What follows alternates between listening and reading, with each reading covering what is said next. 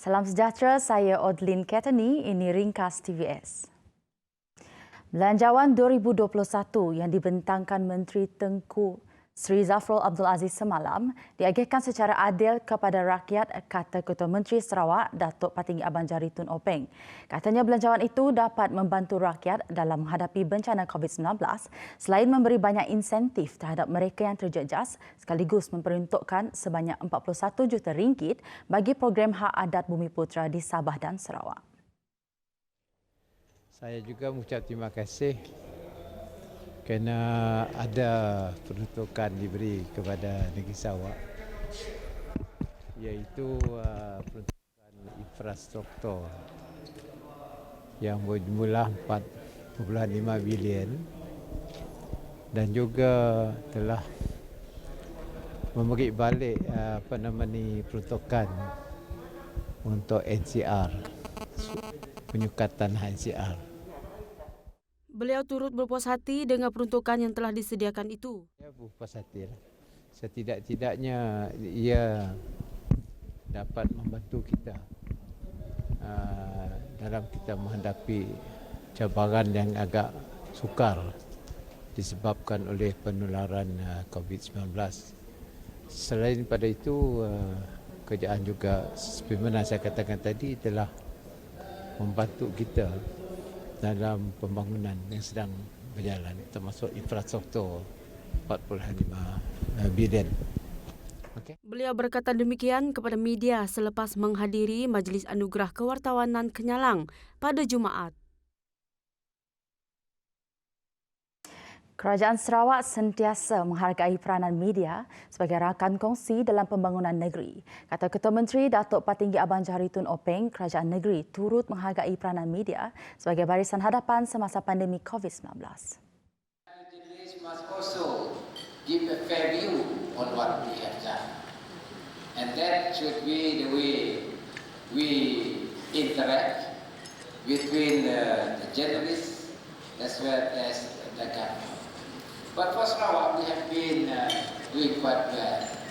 We treat journalists as our partner in terms of transforming our country, our society, as well as the direction of our development. It has to go together. For that, Sarawak has benefited from that collaboration amongst us.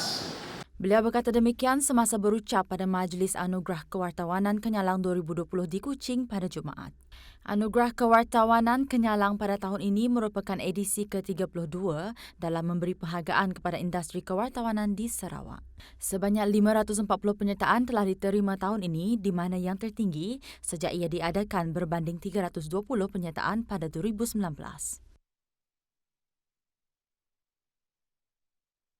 Hanya 50% kapasiti pelanggan sahaja dibenarkan berada di satu-satu premis makanan kawasan Zon Merah berkuat kuasa 8 November ini. Keputusan tersebut adalah sejajar dengan pengumuman Kementerian Kerajaan Tempatan dan Perumahan Sarawak yang memperketatkan lagi SOP tersebut dalam usaha memutuskan rantaian COVID-19. Menerusi kenyataan Jawatankuasa Pengurusan Bencana Negeri Sarawak pada Jumaat, pemantauan akan dilakukan pasukan penguatkuasa. Tindakan tegas akan diambil sekiranya terdapat mana-mana pihak yang gagal mematuhi SOP yang ditetapkan.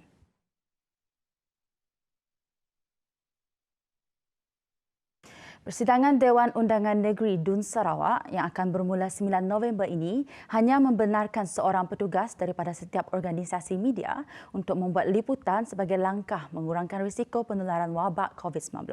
Ketua Seksyen Pengurusan Komunikasi Unit Komunikasi Awam Sarawak, UKAS, Samuel Simon berkata, keputusan itu dibuat berikutan langkah kerajaan negeri menghadkan jumlah kehadiran majlis sosial dan rasmi yang membabitkan perhimpunan orang awam kepada 50% daripada kapasiti asal. Bagaimanapun bagi petugas media penyiaran, mereka dibenarkan untuk menghantar 2 kru masing-masing, seorang wartawan dan juru kamera.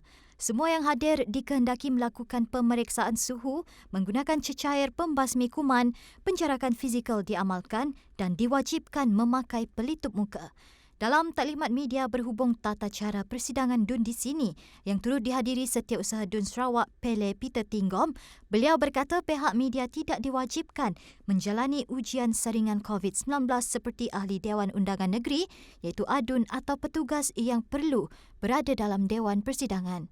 Bagaimanapun pergerakan petugas media hanya dihadkan di kawasan lobi dan bilik media di bangunan DUN sahaja. Pihak DUN Sarawak akan mematuhi segala prosedur operasi standard SOP yang telah ditetapkan oleh Jawatan Kuasa Pengurusan Bencana Negeri JPBN bagi memastikan persidangan kali ini bebas daripada COVID-19. Sementara itu, beberapa ahli Dewan Undangan Negeri ADUN Sarawak telah pun melakukan ujian saringan COVID-19 yang diadakan secara pandu lalu di pekarangan bangunan DUN Sarawak pada Jumaat. Antara yang menjalani saringan ialah Menteri Pelancongan, Kesenian dan Kebudayaan dan Menteri Belia dan Sukan Sarawak, Dato' Abdul Karim Rahman Hamzah, Menteri Kebajikan Kesejahteraan Komuniti Wanita, Keluarga dan Pembangunan Kanak-Kanak, Datuk Seri Fatimah Abdullah, Menteri Muda Pembangunan Tanah Adat Sarawak, Datuk Roland Sagah Wiin dan ADUN Balingian, Abdul Yaakob Arbi. Terdahulu, Speaker DUN Sarawak Datuk Amar Muhammad Asfia Awang Nasar berkata, semua ADUN, ahli kabinet dan mereka yang memasuki Dewan Persidangan termasuk Speaker perlu menjalani ujian saringan COVID-19 pada Jumaat dan Sabtu. Tambahnya, bangunan DUN Sarawak juga akan disanitasi sehari sebelum dan selepas tamat persidangan pada 14 November ini. Selain tempat duduk ADUN akan dipasang pemisah lut sinar. Persidangan DUN Sarawak dijadual berlangsung selama 5 hari dari 9 hingga 13 November ini. Susulan ujian saringan awal yang diwajibkan oleh pejabat DUN Sarawak, ini respon ADUN Asajaya. Daripada prasyarat dan SOP untuk menghadiri Undangan Negeri penting untuk hari ini, saya rasa ini apa yang telah dilakukan oleh pejabat Undangan Negeri adalah satu yang nasabah dan juga baik, kerana kita berusaha untuk kalau dapatnya apabila ada perjumpaan ataupun soalan yang melibatkan ramai orang, mesti ada apa yang dilakukan, SOP seperti ini dilakukan. Baguslah saya melihatnya ya. Dan saya dapat melihat ramai juga yang akan dan melalui proses ini untuk hari ini dan besok. Beliau ditemui selepas menjalani ujian calitan COVID-19 di perkarangan bangunan DUN Sarawak di Kuching pada Jumaat. Bertemu kembali. Bantuan Prihatin Rakyat BPR dijangka bakal memanfaatkan seramai 8.1 juta orang dengan peruntukan sebanyak 6.5 bilion ringgit. Menteri Kewangan Tengku Datuk Seri Zafrul Tengku Abdul Aziz di dalam pembentangan belanjawan 2021 pada Jumaat memberitahu jumlah itu telah meningkat dari sebelumnya, iaitu peruntukan 5 bilion ringgit di bawah bantuan sara hidup BSH. Isi rumah berpendapatan bulanan kurang RM2,500 dan mempunyai seorang anak akan menerima bantuan sebanyak RM1,200. Manakala isi rumah yang mempunyai 2 orang anak atau lebih akan menerima bantuan sebanyak RM1,800. Kedua, bagi isi rumah berpendapatan bulanan antara RM2,501 hingga RM4,000 dan mempunyai sehingga seorang anak, bantuan BPR sebanyak RM800 akan disalurkan. Manakala isi rumah yang mempunyai 2 orang anak atau lebih akan menerima bantuan sebanyak RM1,200. Manakala bagi kumpulan isi rumah berpendapatan bulanan antara RM4,001 hingga RM5,000 akan menerima RM500 bagi yang mempunyai sehingga seorang anak dan bantuan RM750 kepada isi rumah yang mempunyai 2 orang anak atau lebih. Seterusnya bagi individu bujang berpendapatan RM2,500 ke bawah pula akan menerima bantuan RM350 dan had umur bujang yang layak adalah 21 tahun.